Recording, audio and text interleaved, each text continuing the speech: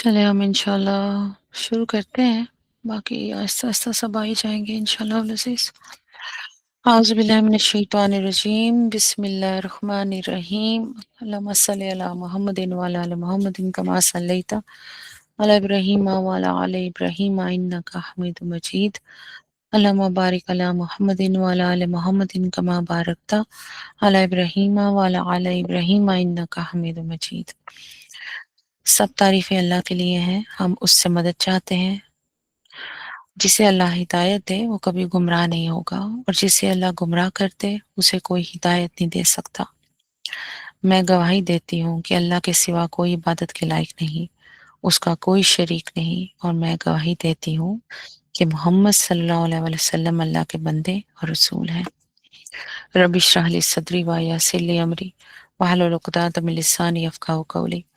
آج انشاءاللہ تعالی ہم شروع کریں گے قرآن پاک۔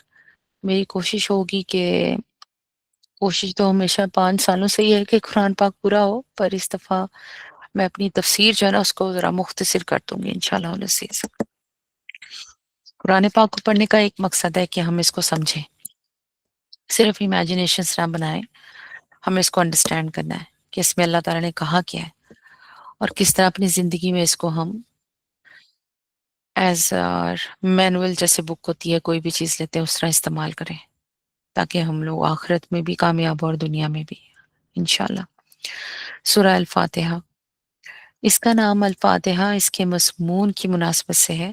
فاتحہ اس چیز کو کہتے ہیں جس سے کسی کتاب یا ٹاپک یا کسی چیز کا افتتاح ہو۔ دوسرے الفاظ میں یوں سمجھیے کہ یہ نام جیسے ہوتا ہے کانٹینٹ کو شروع کرنے کے لیے، دیباچہ جسے کہتے ہیں اردو میں، یعنی یہ آغاز کلام کا ہم معنی ہے۔ یہ نبوت محمدی صلی اللہ علیہ وآلہ وسلم کے بالکل سٹارٹ والا جو ان کا ٹائم تھا اس زمانے کی صورت ہے، بلکہ بہت سی روایات سے معلوم ہوتا ہے کہ سب سے پہلی مکمل صورت جو محمد صلی اللہ علیہ وآلہ وسلم پر نازل ہوئی وہ یہی ہے۔ اس سے پہلے صرف بہت سی آیات نازل ہوئی تھیں جو سورہ علق، سورہ مزمل اور سورہ مدثر وغیرہ میں شامل ہیں۔ دراصل یہ سورہ ایک دعا ہے جو اللہ نے ہر اس انسان کو سکھائی ہے جو اس کی کتاب کا مطالعہ شروع کر رہا ہو۔ کتاب کی ابتدا میں اس کو رکھنے کا مطلب یہ ہے کہ اگر تم واقعی اس کتاب سے فائدہ اٹھانا چاہتے ہو تو پہلے خداوند عالم سے یہ دعا کرو۔ انسان فطرتاً دعا اس چیز کی کیا کرتا ہے جس کی طلب اور خواہش اس کے دل میں ہوتی ہے، اور اسی صورت میں کرتا ہے جب کہ اسے یہ احساس ہو کہ اس کی مطلوب چیز اس ہستی کے اختیار میں ہے جس سے وہ دعا کر رہا ہے۔ پس قرآن کی ابتدا میں اس دعا کی تعلیم دے کر گویا انسان کو یہ تلقین کی گئی ہے، یعنی انسٹرکشن دی گئی ہے کہ وہ اس کتاب کو راہ راست کی جستجو کے لیے پڑھے۔ سبحان اللہ، طالب حق کی سی ذہنیت لے کے پڑھے اور یہ جان لے کہ علم کا سرچشمہ خداوند عالم ہے، اس لیے اسی سے رہنمائی کی درخواست کر کے پڑھنے کا آغاز کرے۔ اس مضمون کو سمجھ لینے کے بعد یہ بات خود واضح ہو جاتی ہے کہ قرآن اور سورہ فاتحہ کے درمیان حقیقی تعلق جو ہے وہ کتاب اور اس کے مقدمے کا سا نہیں، بلکہ دعا اور جواب دعا، جیسے یعنی شکوہ اور جواب شکوہ، سم تھنگ لائک دیٹ۔ دعا اور جواب دعا کا سا ہے۔ سورہ فاتحہ ایک دعا ہے بندے کی جانب سے، ہم اپنی طرف سے دعا کرتے ہیں، سورہ فاتحہ میں وہ سب کچھ ہے، اور قرآن اس کا جواب ہے خدا کی جانب سے۔ بندہ دعا کرتا ہے کہ اے پروردگار میری رہنمائی کر، جواب میں اللہ تعالیٰ پورا قرآن اس کے سامنے رکھ دیتا ہے کہ یہ ہے وہ ہدایت اور رہنمائی جس کی درخواست تو نے مجھ سے کی ہے۔ اللہ اکبر کبیرہ والحمد للہ کبیرہ وسبحان اللہ بکرۃ واسیلا۔ اعوذ باللہ من الشیطان الرجیم، بسم اللہ الرحمن الرحیم۔ الحمد للہ رب العالمین۔ بسم اللہ الرحمن الرحیم، اللہ کے نام سے جو رحمان و رحیم ہے۔ الحمد للہ رب العالمین، تعریف اللہ ہی کے لیے ہے جو تمام کائنات کا رب ہے، رحمان اور رحیم ہے۔ جیسا کہ پہلے بیان کر چکے، سورہ فاتحہ اصل میں تو ایک دعا ہے، لیکن دعا کی ابتدا اس ہستی کی تعریف سے کی جا رہی ہے جس سے ہم دعا مانگنا چاہتے ہیں۔ تعریف ہم جس کی بھی کرتے ہیں دو وجہوں سے کرتے ہیں۔ ایک یہ کہ وہ بجائے خود حسن و خوبی اور کمال رکھتا ہو، قطع نظر اس سے کہ ہم پر اس کے ان فضائل کا اثر کیا ہے۔ دوسرے یہ کہ وہ ہمارا محسن ہو اور ہم اعتراف نعمت کے جذبے سے سرشار ہو کر اس کی خوبیاں بیان کریں۔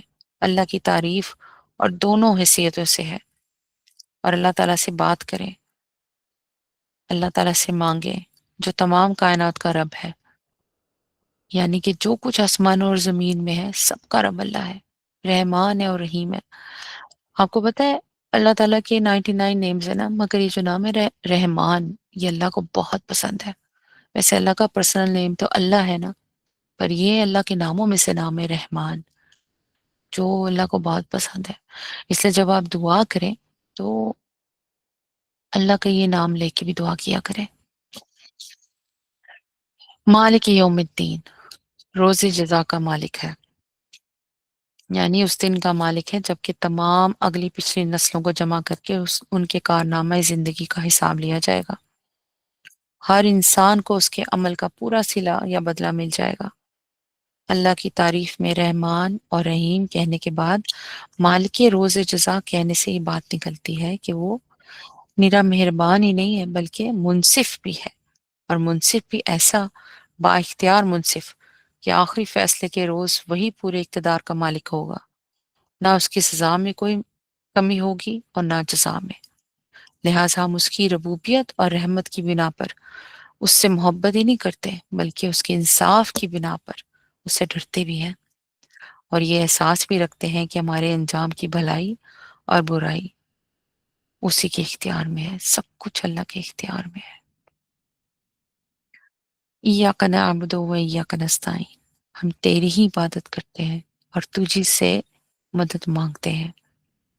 عبادت کا لفظ بھی عربی زبان میں 3 معنوں میں استعمال ہوتا ہے۔ ایک پوجا اور پرستش، دوسرا اطاعت اور فرما برداری، تیسرا بندگی اور غلامی۔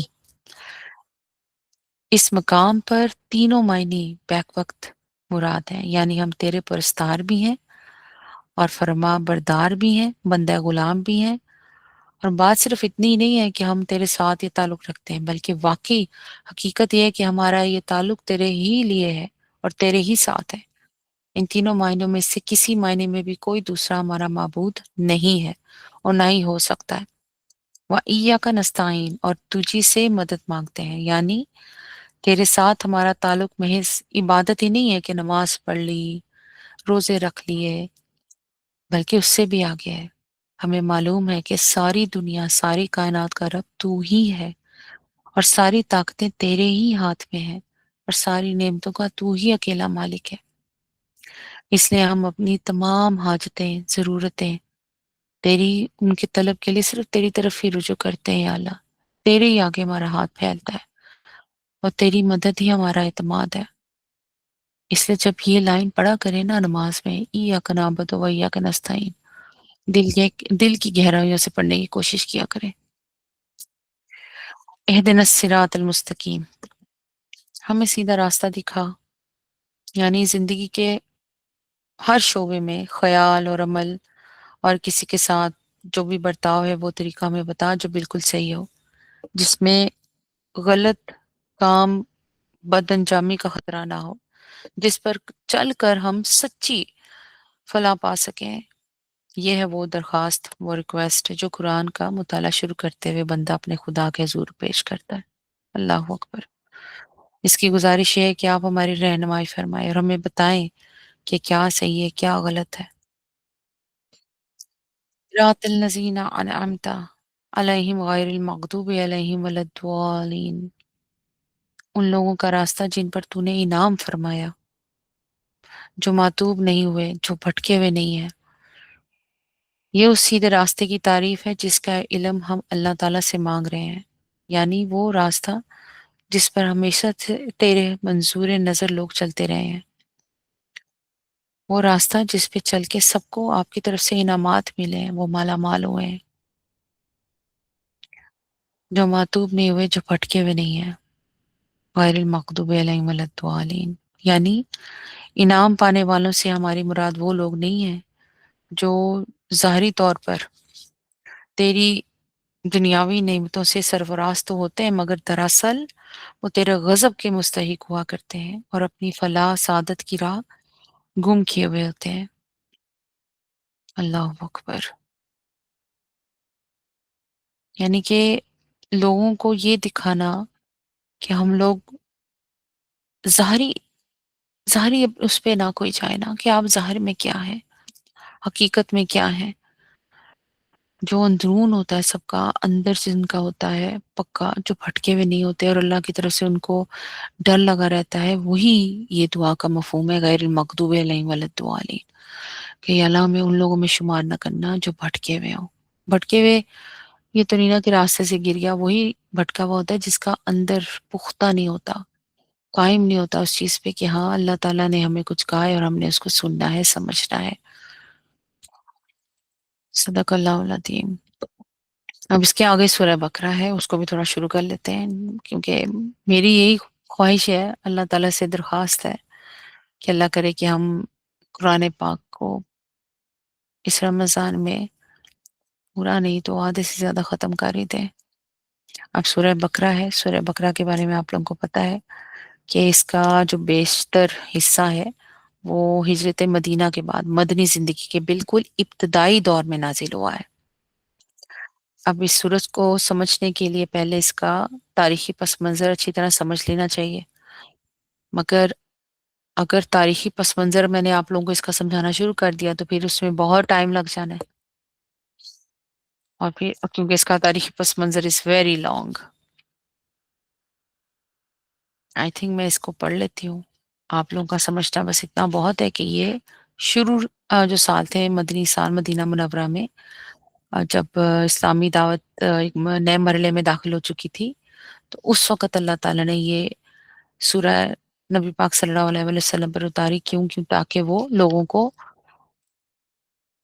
गुमराह होने से अल्लाह ताला की मदद से बचा सकें, उनको बता सकें कि अल्लाह ताला ने क्या कहा। जैसे अल्लाह ताला से शुरू में दुआ माँगी हमने, अल्हम्दुलिल्लाहि रब्बिल आलमीन, और अल्लाह ताला ने उसके बाद सारा कुरान हमारे सामने रख दिया कि ये तुम लोगों की मदद है जो मैं कर रहा हूँ। और इसी में कहा वातिउ अल्लाह वातिउ रसूल, कि मेरी और मेरे रसूल की इताअत करो। बिस्मिल्लाहिर्रहमानिर्रहीम। सब तारीफ़ें अल्लाह के लिए हैं जो रहमान और रहीम है। अलिफ लाम मीम। अब ये अलिफ लाम मीम ये हरूफ मुक़त्ताआत हैं। ये लास्ट टाइम भी मैंने आप लोगों को बताया था। इनके मायने अल्लाह ताला ने हमें नहीं बताए हुए, सो हमें नहीं पता। मगर इनका पढ़ना भी हमारे लिए ज़रूरी है, क्योंकि हर हर जो लफ्ज़ है कुरान पाक में, उनका सवाब बहुत ज़्यादा है। ज़ालिकल किताबु ला रैब फ़ीहि हुदल लिल मुत्तक़ीन। ये अल्लाह की किताब है, इसमें कोई शक नहीं। इसका एक सीधा-सादा सा मतलब तो ये है कि बेशक ये अल्लाह की किताब है। मगर एक मतलब ये भी हो सकता है कि ये एक ऐसी किताब है जिसमें शक की कोई बात ही नहीं है, कि बंदा पूछे अच्छा ये क्यों है, वो किस लिए है?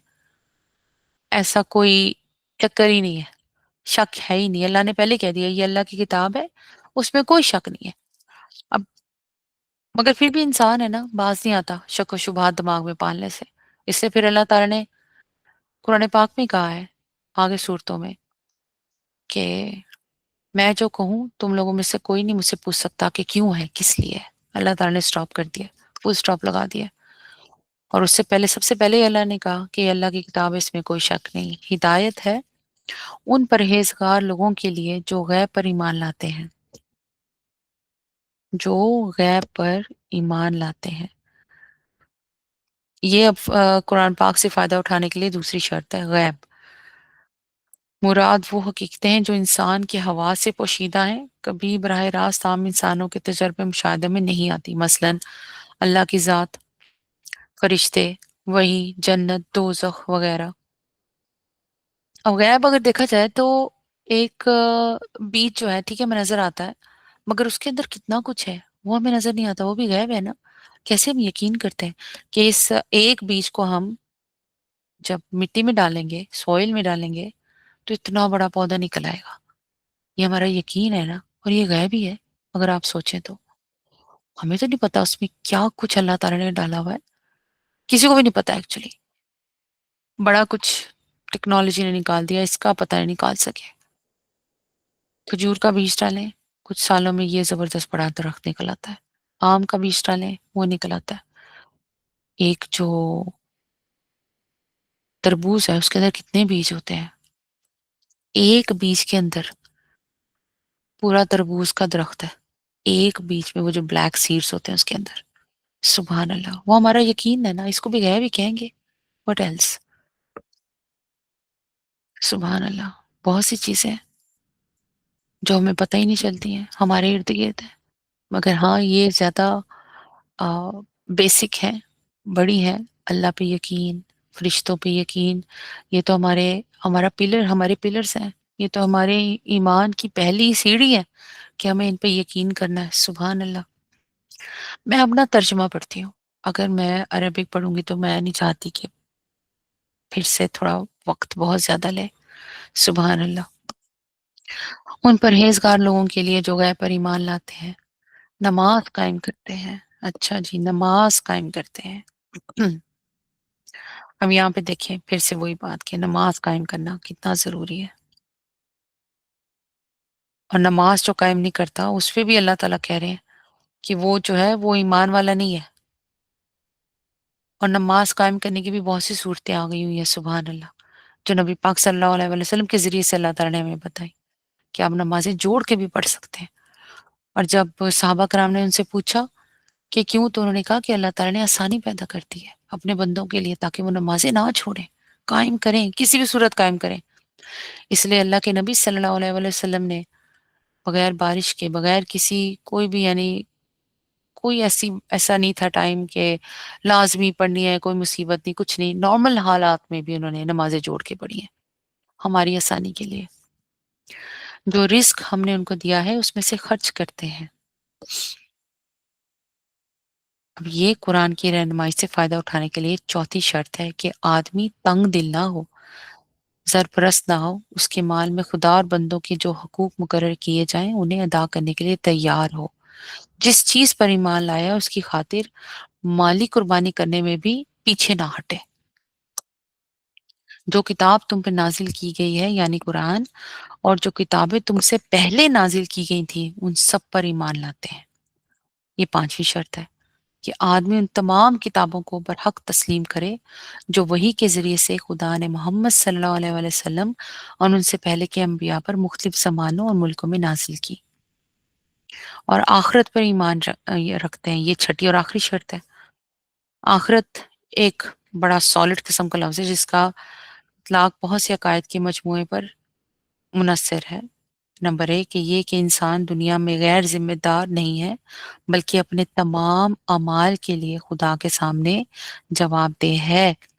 ہم کس طریقے سے چل رہے ہیں، اٹھ رہے ہیں، بیٹھ رہے ہیں، کیا سوچ رہے ہیں، کسی کی دل آزاری تو نہیں کرتی. بہترین طریقہ بتاؤں آپ کو، رات کو سونے سے پہلے نا، جب آپ بستر پہ جا کے سورہ ملک، اب تو فون ہے، آپ سورہ ملک بستر پہ جا کے بھی پڑھ سکتی ہیں، کوئی مسئلہ نہیں ہے. اور پھر تسبیح فاطمہ، وہ تو نبی پاک صلی اللہ علیہ وسلم نے بھی کہا ہے کہ آپ سونے سے پہلے پڑھیں. اور پھر دعا مانگے، آیت الکرسی پڑھیں، آیت الکرسی پڑھیں، پھر اس کے بعد دعا مانگے، اللہ سے معافی مانگے کہ یا اللہ کسی کی دل آزاری کرتی ہو، میں نے آپ کو ناراض کر دیا ہو، سارے دن میں کوئی ایسی غلطی مجھ سے ہو گئی ہو، مجھ سے، میرے گھر میں، میرے بچوں سے، میرے شوہر سے، اور شوہر مانگے میری بیوی سے اور میرے ماں باپ سے، بہن بھائیوں سے، کس سے بھی سب کو معاف کر دینا یا اللہ، بے شک آپ معاف کرنے والے رحمان ہے، رحیم ہے.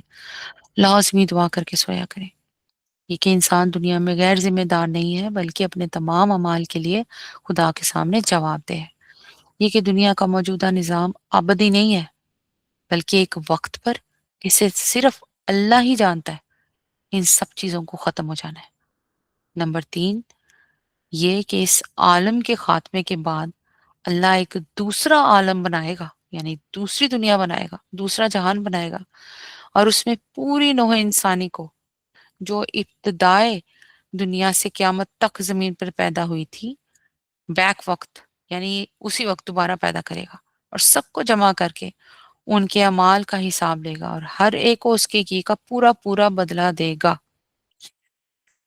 اللہ اکبر۔ نمبر 4 یہ کہ خدا کے اس فیصلے کی روح سے جو لوگ نیک قرار پائیں گے وہ جنت میں جائیں گے۔ اللہ ہمیں ان میں شامل کر دے۔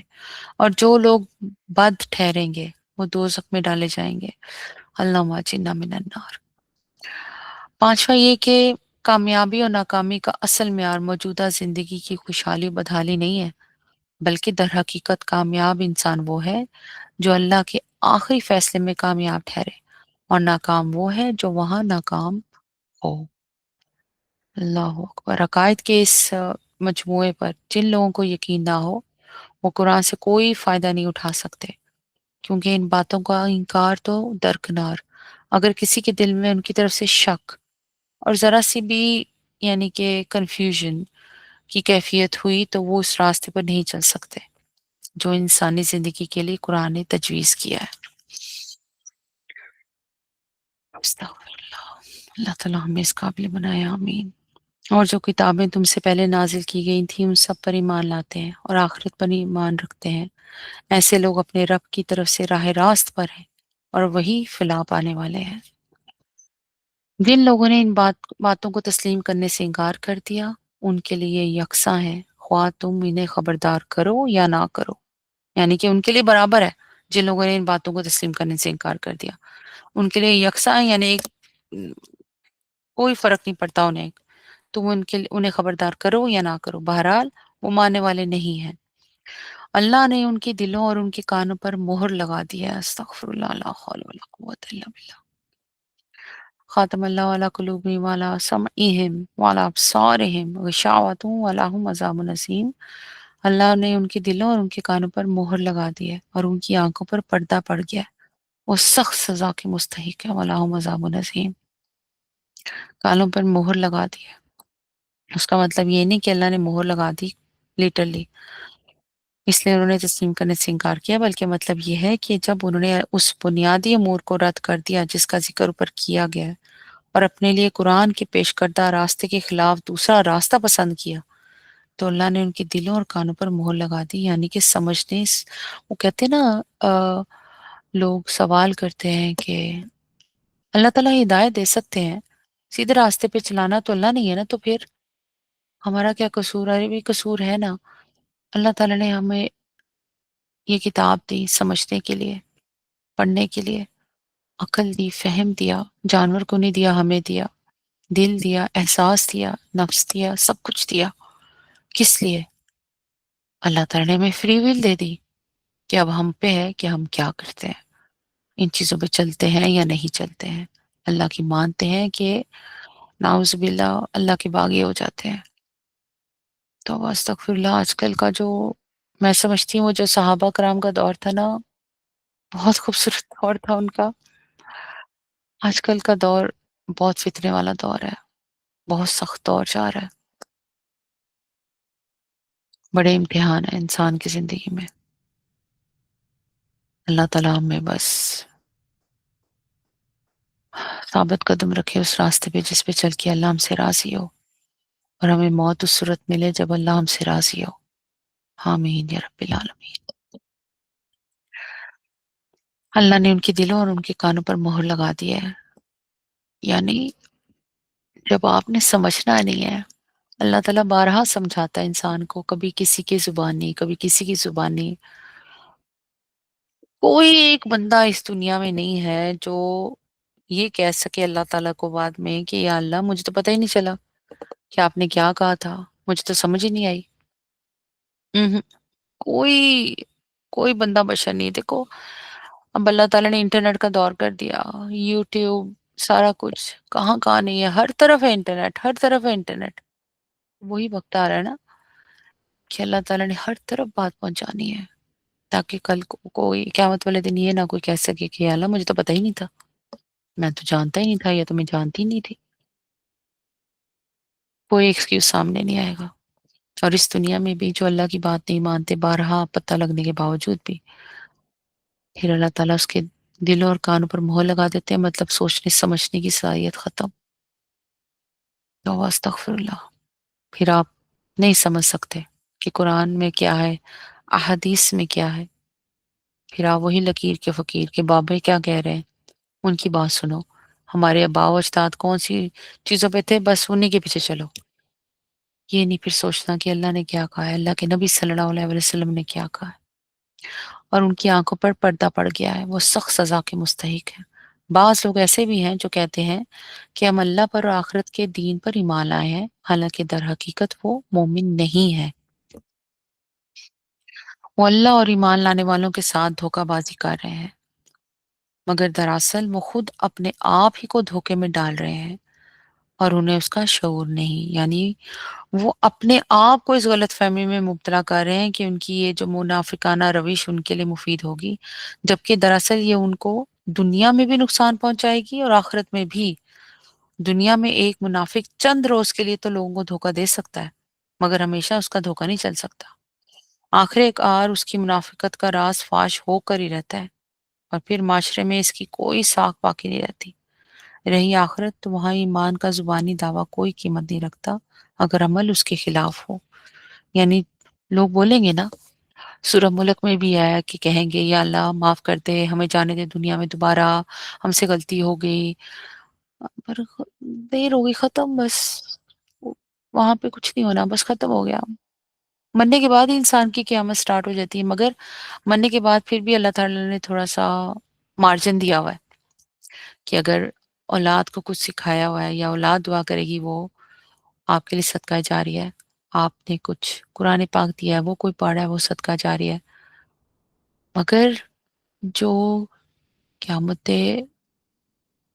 بڑی قیامت ہے، یہ تو قیامت صغریٰ ہے نا، جو کبریٰ قیامت، بڑی قیامت ہے، جو اصل قیامت ہے، وہاں پہ کوئی مارجن نہیں ہے، وہ ختم بس۔ اس کے بعد کوئی بھی کچھ بھی کرتا رہے، آپ کو کچھ نہیں ملنا۔ مرنے کے بعد بھی اللہ تعالیٰ ہمیں اس قابل کرے کہ ہمیں اپنی اولاد سے مل سکے صدقہ جاریہ میں چیزیں، اور ہمارے لیے قبر میں رہنا اللہ تعالیٰ بہتر کرتے، بہترین کرتے، آمین۔ شہادت کی موت ہم سب کو اللہ جب بھی دے۔ دراصل وہ مومن نہیں ہے، وہ اللہ اور ایمان لانے والوں کے ساتھ دھوکہ بازی کر رہے ہیں، مگر دراصل وہ خود اپنے آپ ہی کو دھوکے میں ڈال رہے ہیں اور انہیں اس کا شعور نہیں۔ ان کے دلوں میں ایک بیماری ہے جسے اللہ نے اور زیادہ بڑھا دیا ہے، اور جو جھوٹ وہ بولتے ہیں اس کی پاداش میں ان کے لیے دردناک سزا ہے۔ جب کبھی ان سے کہا گیا کہ زمین میں فساد برپا نہ کرو، تو انہوں نے یہی کہا کہ ہم تو اصلاح کرنے والے ہیں، یعنی کہ وہ اپنا سیف کرتے ہیں نا کہ ہم تو صحیح کر رہے ہیں، ہم غلط نہیں کر رہے۔ خبردار، حقیقت میں یہی لوگ مفسد ہیں مگر انہیں شعور نہیں ہے۔ الا انہم هم المفسدون ولکن لا یشعرون، مگر انہیں شعور نہیں ہے۔ اور جب ان سے کہا گیا کہ جس طرح دوسرے لوگ ایمان لائے ہیں اسی طرح تم بھی ایمان لاؤ، تو انہوں نے یہی جواب دیا، کیا ہم بے وقوفوں کی طرح ایمان لائیں؟ وہ اپنے نزدیک ان لوگوں کو بیوقوف سمجھتے ہیں جو سچائی کے ساتھ چلیں، اسلام قبول کریں، احادیث پہ عمل کریں، اور ایسا ہی ہے، ہم اپنے ارد گرد دیکھتے ہیں، سنتے ہیں۔ پھر اللہ تعالیٰ فرما رہے ہیں، خبردار، حقیقت میں تو یہ خود بیوقوف ہیں مگر یہ جانتے نہیں ہیں۔ جب یہ اہل ایمان سے ملتے ہیں تو کہتے ہیں کہ ہم ایمان لائے ہیں، اور جب علیحدگی میں اپنے شیطانوں سے ملتے ہیں تو کہتے ہیں کہ اصل میں تو ہم تمہارے ساتھ ہیں اور ان لوگوں سے محض مذاق کر رہے ہیں۔ اللہ اکبر۔ انسان اور جن دونوں کے لیے یہ لفظ استعمال ہوتا ہے شیطان، کیونکہ جنات میں بھی مسلمان بھی ہیں، اور جو مسلمان نہیں ہے وہ شیطان ہے، اور انسان بھی ایسی ہے۔ یہ ایک ٹرم ہے جو یوز ہوتی ہے۔ اپنے شیطانوں سے ملتے ہیں تو کہتے ہیں کہ اصل میں تو ہم تمہارے ساتھ ہیں اور ان لوگوں سے محض مذاق کر رہے ہیں۔ اللہ ان سے مذاق کر رہا ہے، وہ ان کی رسی دراز کیے جاتا ہے اور یہ اپنی سرکشی میں اندھوں کی طرح بھٹکتے چلے جاتے ہیں۔ اللہ اکبر۔ یہ وہ لوگ ہیں جنہوں نے ہدایت کے بدلے گمراہی خرید لی ہے، مگر یہ سودا ان کے لیے نفع بخش نہیں ہے اور یہ ہرگز صحیح راستے پر نہیں ہے۔ ان کی مثال ایسی ہے جیسے ایک شخص نے آگ روشن کی، اور جب اس نے سارے ماحول کو روشن کر دیا تو اللہ نے ان کا نور بصارت سلب کر لیا، یعنی ان سے لے لیا، اور انہیں اس حال میں چھوڑ دیا کہ تاریکیوں میں انہیں کچھ نظر نہیں آتا۔ مطلب یہ ہے کہ جب ایک اللہ کے بندے نے روشنی پھیلائی اور حق کو باطل سے، صحیح کو غلط سے، راہ راست کو گمراہیوں سے چھانٹ کر بالکل نمایاں کر دیا۔ تو جو لوگ دیدہ بینا رکھتے ہیں، یعنی نظر رکھتے ہیں، دیدہ بینا مطلب ہوتا ہے دل کی نظر، صحیح والی نظر، ان پر تو ساری حقیقتیں روشن ہو گئی، مگر یہ منافق جو نفس پرستی میں اندھے ہو رہے تھے، ان کو اس روشنی میں کچھ نظر نہ آیا۔ اللہ تعالیٰ نے ان کی نور بصارت سلب کر لی۔ اللہ نور بصارت اسی کا سلب کرتا ہے جو خود حق کا طالب نہیں ہوتا، سنتے ہیں اور چھوڑ دیتے ہیں اور گمراہی میں پھر رہتے ہیں، خود سچ کا روشن چہرہ نہیں دیکھنا چاہتے، تو پھر اللہ تعالیٰ ان کو کیسے توفیق دے؟ اللہ نے انہیں اسی کی توفیق عطا فرما دی جو وہ چاہتے ہیں پھر، اور ایسا ہی ہوتا ہے۔ اللہ اکبر۔ یہ بہرے ہیں، اللہ پھر فرماتے ہیں یہ بہرے ہیں، گونگے ہیں، اندھے ہیں، سمن بکمن عمی فاہم لا یرجعون، یہ بہرے ہیں، گونگے ہیں، اندھے ہیں، یہ اب نہ پلٹیں گے، یعنی کہ یہ حق بات نہیں سنیں گے۔ یا پھر ان کی مثال یوں سمجھو کہ آسمان سے زور کی بارش ہو رہی ہے اور اس کے ساتھ اندھیری گھٹا اور کڑک اور چمک بھی ہے، یہ بجلی کے کڑاکے سن کر اپنی جانوں کے خوف سے کانوں میں انگلیاں ٹھونسے لیتے ہیں، اور اللہ ان منکرین حق کو ہر طرف سے گھیرے میں لیے ہوئے ہے، یعنی کانوں میں انگلیاں ٹھونس کر وہ اپنے آپ کو کچھ دیر کے لیے اس غلط فہمی میں تو ڈال سکتے ہیں کہ ہلاکت سے بچ جائیں گے، مگر فی الواقع اس طرح وہ بچ نہیں سکتے، کیونکہ اللہ اپنی تمام طاقتوں کے ساتھ ان پر محیط ہے۔ پھر اللہ تعالیٰ فرماتے ہیں چمک سے ان کی حالت یہ ہو رہی ہے کہ گویا ان قریب بجلی ان کی بصارت اچک لے جائے گی، یعنی آنکھیں ان کی جو آنکھیں ہیں ان کی بینائی ختم ہو جائے گی۔ جب ذرا کچھ روشنی انہیں محسوس ہوتی ہے تو اس میں کچھ دور چل لیتے ہیں، اور جب ان پر اندھیرا چھا جاتا ہے تو کھڑے ہو جاتے ہیں۔ اللہ اکبر۔ اللہ چاہتا تو ان کی سماعت اور بصارت بالکل ہی سلب کر لیتا، یقیناً وہ ہر چیز پر قادر ہے۔ یعنی جس طرح پہلی قسم کے منافقین کا نور بصارت اس نے بالکل سلب کر لیا، اس طرح اللہ ان کو بھی حق کے لیے اندھا بہرا بنا سکتا تھا، مگر اللہ کا یہ قاعدہ نہیں ہے کہ جو کسی حد تک دیکھنا اور سننا چاہتا ہو اسے اتنا بھی نہ دیکھنے سننے دے۔ جس قدر حق دیکھنے اور حق سننے کے لیے تیار ہے، اسی قدر سماعت و بصارت اللہ نے ان کے پاس رہنے دی، جتنا وہ سمجھنا چاہتے ہیں۔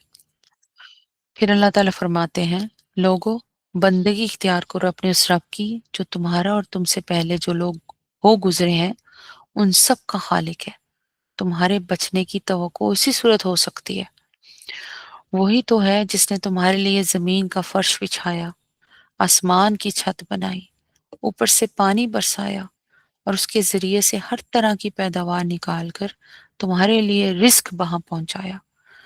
پس جب تم یہ جانتے ہو تو دوسروں کو اللہ کا مد مقابل نہ ٹھہراؤ۔ اگر تمہیں اس امر میں شک ہے کہ یہ کتاب جو ہم نے اپنے بندے پر اتاری ہے یہ ہماری ہے یا نہیں، تو اس کے مانند ایک ہی صورت بنا لو، یعنی اس جیسی ایک صورت بنا لو، اپنے سارے ہم نواؤں کو بلا لو، ایک اللہ کو چھوڑ کر باقی جس چیز کی چاہو مدد لے لو، اگر تم سچے ہو تو یہ کام کر کے دکھاؤ، لیکن اگر تم نے ایسا نہ کیا اور یقیناً کبھی نہیں کر سکتے تو ڈرو اس آگ سے جس کا ایندھن بنیں گے انسان اور پتھر، جو مہیا کی گئی ہے منکرین حق کے لیے۔ اور اے پیغمبر صلی اللہ علیہ وآلہ وسلم، جو لوگ اس کتاب پر ایمان لے آئیں اور اس کے مطابق اپنے عمل درست کر لیں، انہیں خوشخبری دے دو کہ ان کے لیے ایسے باغ ہیں جن کے نیچے نہریں بہتی ہوں گی، ان باغوں کے پھل صورت میں دنیا کے پھلوں سے ملتے جلتے ہوں گے، جب کوئی پھل انہیں کھانے کو دیا جائے گا تو وہ کہیں گے کہ ایسے ہی پھل اس سے پہلے دنیا میں ہم کو دیے جاتے تھے، ان کے لیے وہاں پاکیزہ بیویاں ہوں گی اور وہ وہاں ہمیشہ رہیں گے۔ ہاں، اللہ اس سے ہرگز نہیں شرماتا کہ مچھر یا اس سے بھی حقیر تر کسی چیز کی تمثیلیں دے، یعنی مثالیں بیان کرے۔ جو لوگ حق بات کو قبول کرنے والے ہیں وہ انہی مثالوں کو دیکھ کر جان لیتے ہیں کہ یہ حق ہے جو ان کے رب ہی کی طرف سے آیا ہے، اور جو ماننے والے نہیں ہیں وہ انہیں سن کر کہنے لگتے ہیں کہ ایسی مثالوں سے اللہ کو کیا سروکار۔ اس طرح اللہ ایک ہی بات سے بہتوں کو گمراہی میں مبتلا کر دیتا ہے اور بہتوں کو راہ راست دکھا دیتا ہے، اور گمراہی میں وہ انہی کو مبتلا کرتا ہے جو فاسق ہیں، یعنی نافرمان، اللہ کے عہد کو مضبوط باندھ لینے کے بعد توڑ دیتے ہیں۔ اللہ اکبر۔ اللہ نے جسے جوڑنے کا حکم دیا ہے اسے کاٹتے ہیں اور زمین میں فساد برپا کرتے ہیں۔ حقیقت میں یہی لوگ نقصان اٹھانے والے ہیں۔ تم اللہ کے ساتھ کفر کا رویہ کیسے اختیار کرتے ہو، حالانکہ تم بے جان تھے، اس نے تم کو زندگی عطا کی، پھر وہی تمہاری جان سلب کرے گا، پھر وہی تمہیں دوبارہ زندگی عطا کرے گا، پھر اسی کی طرف تمہیں پلٹ کر جانا ہے۔ وہی تو ہے جس نے تمہارے لیے زمین کی ساری چیزیں پیدا کی، پھر اوپر کی طرف توجہ فرمائی اور 7 آسمان استوار کیے۔ 7 آسمانوں کی حقیقت کیا ہے؟ انسان ہر زمانے میں آسمان ماورائے زمین کے متعلق اپنے مشاہدات کرتا رہتا ہے، ابھی بھی کر رہے ہیں لوگ، کتنا کچھ کرتے ہیں، کتنی اوپر جاتی ہیں سیٹلائٹس، جس قدر کائنات دنیا لوگ کر سکتے ہیں۔ they want to just get try، پر دنیا تو پھیلتی جا رہی ہے، سبحان اللہ، حد نظر تک۔ فضاؤں میں تو ہر چیز ہی پھیل رہی ہے، ہماری یہ جو گیلیکسی ہے یہ بھی سفر کر رہی ہے اور ہمیں محسوس نہیں ہوتا، سبحان اللہ۔ اللہ تعالیٰ فرما رہے ہیں وہی تو ہے جس نے تمہارے لیے زمین کی ساری چیزیں پیدا کی، پھر اوپر کی طرف توجہ فرمائی اور 7 آسمان استوار کیے، اور وہ ہر چیز کا علم رکھنے والا ہے۔ پھر ذرا اس وقت کا تصور کرو جب تمہارے رب نے فرشتوں سے کہا تھا، اب اللہ تعالیٰ کہہ رہے ہیں جسٹ امیجن، تصور کرو جب تمہارے رب نے فرشتوں سے کہا تھا کہ میں زمین میں ایک خلیفہ بنانے والا ہوں۔ خلیفہ وہ جو کسی کی ملک میں اس کے کردار، اختیارات، اس کے نام کی ایسے ایسے استعمال کرے۔ خلیفہ مالک نہیں ہوتا بلکہ اصل مالک کا نائب ہوتا ہے، اس کے اختیارات ذاتی نہیں ہوتے بلکہ مالک کے عطا کردہ ہوتے ہیں، اس کو کہتے ہیں خلیفہ۔ زمین میں ایک خلیفہ بنانے والا ہوں۔ انہوں نے عرض کیا کہ آپ زمین میں کسی ایسے کو مقرر کرنے والے ہیں جو اس کے انتظام کو بگاڑ دے گا اور خون ریزہ کرے گا۔ یہ فرشتوں کا اعتراض نہ تھا بلکہ ان کی استفہام، اس کو بولتے ہیں کہ they have seen something before، انہوں نے دیکھا تھا زمین پہ اللہ تعالیٰ کی پہلی مخلوق کو، اس لیے اللہ تعالیٰ سے انہوں نے یہ بات کی تھی۔ فرشتوں کی وجہ کیا مجال کہ خدا کی کسی بات پہ اعتراض کریں۔ وہ خلیفہ کے لفظ سے یہ تو سمجھ گئے تھے کہ اس پر مخلوق کو زمین میں کچھ اختیارات سپرد کیے جانے والے ہیں، مگر یہ بات ان کی سمجھ میں نہیں آئی تھی کہ سلطنت کائنات کے اس نظام میں کس بااختیار مخلوق کی گنجائش کیسے ہو سکتی ہے، اور اگر کسی کی طرف کچھ ذرا سے بھی اختیار منتقل کر دیے جائیں تو کیسے ہو سکتا ہے کہ وہاں پہ خرابی پیدا نہ کرے۔ اب یہ چیز بائبل میں بتائی گئی ہے، تورات انجیل میں، سبحان اللہ، زبور تورات انجیل میں اللہ نے بتایا ہے کہ انسان سے پہلے دنیا میں جنات تھے خالی، اور بہت فساد انہوں نے برپا کیا ہوا تھا دنیا میں، قتل و غارت۔ اللہ تعالیٰ نے پھر فرشتے دے کے ان کو پھر، اس لیے کئیوں کو، کئی جنات جو ہیں اب ان کا بسیرا ہے پہاڑوں پر، جنگلوں میں، یعنی کہ اللہ تعالیٰ نے نا جو سرکش جن تھے نا ان کو دور دور کروا دیا۔ تبھی فرشتوں نے یہ سوال کیا، سبحان اللہ، اور انہوں نے کہا کہ زمین میں خلیفہ بنانے والا ہوں، تو انہوں نے کہا کیا آپ زمین میں کسی ایسے کو مقرر کرنے والے ہیں جو اس کے انتظام کو بگاڑ دے گا اور خون ریزہ کرے گا۔ آپ کی حمد و ثنا کے ساتھ تسبیح اور آپ کے لیے تقدیس تو ہم کر ہی رہے ہیں۔ فرمایا میں جانتا ہوں جو کچھ تم نہیں جانتے، یعنی فرمایا کہ خلیفہ مقرر کرنے کی ضرورت، مصلحت میں جانتا ہوں، تم اسے نہیں سمجھ سکتے۔ اس کے بعد اللہ نے آدم علیہ السلام کو ساری چیزوں کے نام سکھائے۔ انسان کے علم میں صورت دراصل یہی ہے کہ وہ ناموں کے ذریعے سے اشیاء کے علم کو اپنے ذہن کی گرفت میں لاتا ہے۔ اب یہ دیکھو نا، اللہ تعالیٰ نے یہاں کہا ہے نا کہ اس کے بعد اللہ نے آدم کو ساری چیزوں کے نام سکھائے۔ اب अहादीस से भी क्या चीज़, मैं आप लोगों को एक हदीस के बारे में बताना चाहती हूँ कि क़यामत वाले दिन नबी पाक सल्लल्लाहु अलैहि वसल्लम ने कहा कि फ़रिश्ते लिख रहे हैं ना, हम जो कर रहे हैं, हम जो अमाल कर रहे हैं, हमारे जितने भी अमल हैं, हम बोलते हैं, करते हैं, चलते हैं, जाते हैं, किसी को कुछ कहते हैं, यानी कि बज़ाहिर वो सब कुछ लिख रहे हैं। पर फ़रिश्तों को हमारी सोच का नहीं पता, ये सिर्फ़ अल्लाह सुब्हानहू व तआला जानते हैं। ओनली अल्लाह नोज़। इसलिए उस दिन जो शहीद होगा, कोई शहीद होगा एक, उसको शहीद लिखा फ़रिश्तों ने, मगर दर हकीकत उसने शहादत अल्लाह के लिए नहीं ली, उसने शहादत लोगों के लिए ली थी कि मुझे वाह-वाह मिले मरने के बाद। ऐसे ही अहादीस में है, मौलवी कुरान पाक लोगों के लिए पढ़ाएगा और ऐसे ही सदका आप करेंगे, लोगों के लिए करेंगे, आपकी वाह-वाह हो और फिर वो औंधे मुँह जहन्नम में डाल दिए जाएँगे। तौबा अल्लाहू अकबर, अस्तगफिरुल्लाह अल्लाहुम्मा अज्जिरना मिनन नार। यही बात है कि अल्लाह ताला ने हज़रत आदम अलैहिस्सलाम को यहाँ बताया ना अल्लाह ने, कि उसके बाद अल्लाह ने आदम अलैहिस्सलाम को सारी चीज़ों के नाम सिखाए।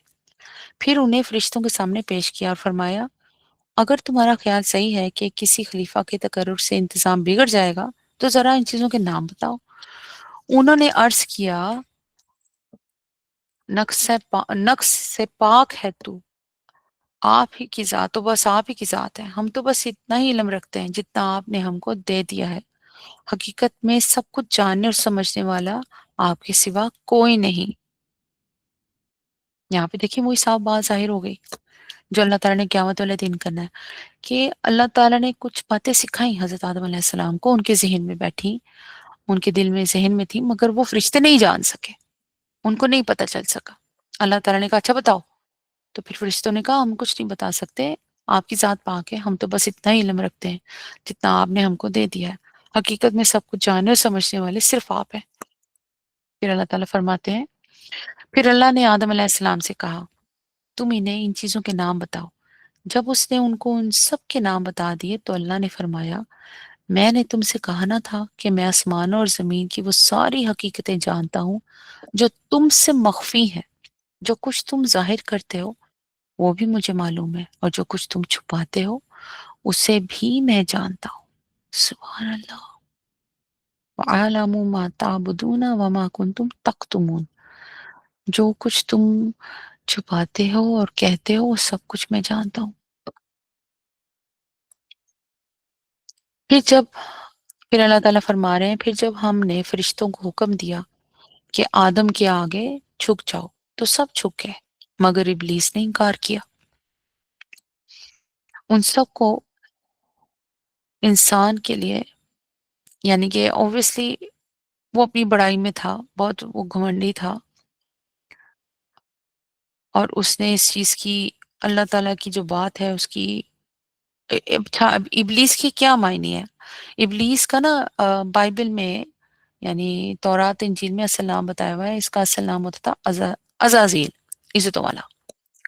फिर इब्लीस अल्लाह ने कहा जिसका लफ्ज़ी मायने है इंतहाई मायूस, इस्लाहन ये उस जिन का नाम है जिसने अल्लाह के हुक्म की नाफरमानी की और आदम अलैहिस्सलाम और बनी आदम के लिए मुसख्खर होने से इनकार कर दिया और अल्लाह से क़यामत तक के लिए मोहलत मांगी कि उसे नस्ल इंसानी को बहकाने, गुमराहियों की तरफ तरगीब देने का मौका दिया जाए।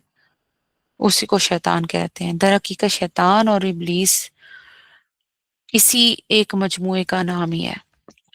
अब देखें, उसने ये जिन्नों में से ऑब्वियसली था। वो भी आगे सूरह कहफ में भी अल्लाह ताला बता देंगे, जो गलतफ़हमी डाली उन लोगों ने बाइबल में, तौरात, इंजील में चेंज करके कि तौबा अल्लाह अकबर फ़रिश्तों में से था, बल्कि नहीं ये जिन्नों में से था। इब्लीस ने इनकार किया, वो अपनी बड़ाई के घमंड में पड़ गया और नाफरमानों में शामिल हो गया। अब इब्लीस को कौन-सा इल्म नहीं था? हर तरह का उसको भी इल्म था इब्लीस को। जैसे आजकल हर बंदे को इल्म है। मौलवी कहते हैं हमें कुरान पाक का इल्म है, ये है इल्म है, वो इल्म है। क्या इल्म है? वो चीज़ आपको नहीं पता जो अल्लाह ने फरमाया। अल्लाह ताला ने कहा, इब्लीस के पास भी बहुत तालीम थी। वो नाफरमान निकला। क्यों नाफरमान निकला? क्योंकि अल्लाह ताला की उसने एक बात नहीं मानी, सजदा नहीं किया। दिस इज़ वेरी स्केरी कि अल्लाह की उसने एक बात नहीं मानी। और फिर उसके बाद हज़रत आदम अलैहिस्सलाम को भी, अब आगे आ रहा है ना कि अल्लाह ताला फरमा रहे हैं कि फिर हमने आदम अलैहिस्सलाम से कहा कि तुम और तुम्हारी बीवी दोनों जन्नत में रहो और यहाँ बफरागत जो चाहो खाओ, मगर इस दरख्त का रुख ना करना। यानी एक आयत, one sine only Allah gave to them, ठीक है? एक बात, सिर्फ एक हुक्म दिया कि उस दरख्त का रुख ना करना, वरना ज़ालिमों में शुमार हो जाओगे। हमें कितनी आयतें दी हुई हैं, हमें कितने अहकाम दिए हुए हैं, हम क्या करते हैं? अल्लाह हमें माफ़ कर दे। हम कितना मानते हैं अल्लाह की, कितनी सुनते हैं अल्लाह की। नाफरमानी की हदूद, अल्लाह अकबर। बहुत, ये तो वो चीज़ है कि बंदा कहाँ तक जाए। अल्लाह अकबर, अल्लाह हम सबको माफ़ कर दे, मग़फ़िरत फरमा दे। एक आयत, एक अल्लाह ताला ने बस हुक्म दिया कि जनाब आपने दरख्त का रुख नहीं करना, वरना ज़ालिमों में शुमार हो जाओगे। और हमें कितने अहकाम दिए हुए हैं, कितने साइन, कितनी आयतें दी हैं। फिर अल्लाह ताला फरमाते हैं आखिरकार शैतान ने उन दोनों को उस दरख्त की तरगीब देकर हमारे हुक्म की पैरवी से हटा दिया और उन्हें उस हालत से निकलवा कर छोड़ा जिसमें वो थे। हमने हुक्म दिया कि अब तुम सब यहाँ से उतर जाओ, तुम सब यहाँ से उतर जाओ। तुम एक दूसरे के दुश्मन हो, यानी इंसान का दुश्मन शैतान और शैतान का दुश्मन इंसान। शैतान का दुश्मन इंसान होना तो ज़ाहिर है कि वो उसे अल्लाह की फरमाबरदारी के रास्ते से हटाने और तबाही में डालने की कोशिश करता है। रहा इंसान का दुश्मन शैतान होना, तो फ़िलवाक़े इंसानियत तो इससे दुश्मनी ही की मुतवक्का है कि मगर ख्वाहिशात नफ्स के लिए जो तरगीबात वो पेश करता है, उनसे धोखा खाकर आदमी उसे अपना दोस्त बना लेता है। इसी तरह की दोस्ती के मानी ये नहीं कि हकीकतन दुश्मनी दोस्ती में तब्दील हो गई, बल्कि उसके मानी ये हैं कि एक दुश्मन दूसरे दुश्मन से शिकस्त खा गया और उसके जाल में फँस गया। उसके ये मायने हैं। हमने कहा कि अब तुम सब यहाँ से उतर जाओ, तुम सब के मतलब क्या है? अरवा, आलम अरवा में तो अल्लाह ताला ने सारी हमारी रूहें तो पहले ही बना दी ना। हज़रत आदम अलैहिस्सलाम को इंसान की शक्ल दी, रूह तो उनमें आई और उनके साथ फिर हम ही, हमारे ही वो बाप हैं। तो अल्लाह ताला ने फिर कहा कि अच्छा तुम सब यहाँ से उतर जाओ, तुम एक-दूसरे के दुश्मन हो और तुम्हें एक ख़ास वक़्त तक ज़मीन में ठहरना और वहीं गुज़र-बसर करना है। उस वक़्त आप ये देखो ना, अल्लाह ने कितना क्लियर कर दिया है कि एक ख़ास वक़्त तक ज़मीन में ठहरना और वहीं गुज़र-बसर करना है। यहाँ पे सारी ज़िंदगी की ज़िंदगी नहीं है कि यहीं पे रहना है बस, नहीं, ऐसा कुछ भी नहीं है। ख़ास वक़्त है बस। और बस, और फिर उसके बाद अल्लाह ताला ने सूरह सजदा में आगे आएगा, अल्लाह ने फरमाया है कि हर इंसान के साथ मौत का फ़रिश्ता है, चल रहा है। हमारे साथ अभी भी मौत का फ़रिश्ता है, खड़ा हुआ है। अल्लाह का हुक्म है। जब अल्लाह का हुक्म आ जाना, उसने 1 सेकंड से पहले हमारी जान, हमारी रूह निकाल देनी है, कब्ज़ कर देनी है। अल्लाह ताला साइन दिखाएँगे, अल्लाह ताला हौसला देते हैं अपने नेक बंदों को और अल्लाह ताला डराते हैं जो अल्लाह के नाफरमान होते हैं, मौत का वक़्त आने से पहले। वो साइन होता है, बस जाना होता है। वही अल्लाह ने यहाँ पे कह दिया ना क्लियरली, ख़ास वक़्त तक ज़मीन में ठहरना और वहीं गुज़र-बसर करना है। उस वक़्त आदम ने अपने रब से चंद कलमात सीखकर तौबा की। यानी आदम अलैहिस्सलाम को जब अपने कसूर का एहसास हुआ तो उन्होंने नाफरमानी से फरमाबरदारी की तरफ रुजू करना चाहा। आगे उस चीज़ की दुआ भी आएगी। अल्लाह ताला से जब उन्होंने तौबा की, माफ़ी माँगी, जिसको उसके रब ने कबूल कर लिया क्योंकि वो बड़ा माफ़ करने वाला और रहम फरमाने वाला है। हमने कहा कि तुम सब यहाँ से उतर जाओ। अल्लाह ताला फरमा रहे हैं, हमने कहा तुम सब यहाँ से उतर जाओ। फिर जो मेरी तरफ से कोई हिदायत तुम्हारे पास पहुँचे, तो जो लोग मेरी इस हिदायत की पैरवी करेंगे, उनके लिए किसी खौफ और रंज का मौका ना होगा। फिर जो मेरी तरफ से कोई हिदायत तुम्हारे पास पहुँचे, तो जो लोग मेरी इस हिदायत की पैरवी करेंगे, उनके लिए किसी खौफ और रंज का मौका ना होगा। और जो उसको कबूल करने से इनकार करेंगे और हमारी आयात को झुटलाएँगे। अब देखो ना, जमे का सीगा आ गया ना, आयात। पहले एक ही आयत थी, उस दरख्त के पास मत जाना, मगर वो फिर चले गए। اب یہ نا کہ حضرت موسیٰ علیہ السلام نے حضرت آدم علیہ السلام کو کہا کہ اگر آپ اس درخت کے پاس نہ جاتے تو ہم لوگ دنیا میں نہ جاتے. تو حضرت آدم علیہ السلام نے بھی آگے حضرت موسیٰ علیہ السلام کو کہا اچھا اب اللہ تعالیٰ کا حکم تھا اور میں غلطیاں تو انسان سے ہوتی تو مگر اس بندے کو نہ مارتے تو وہاں سے نہ نکلتے, اگر سے ان کی بھی مکالمہ شروع ہوا.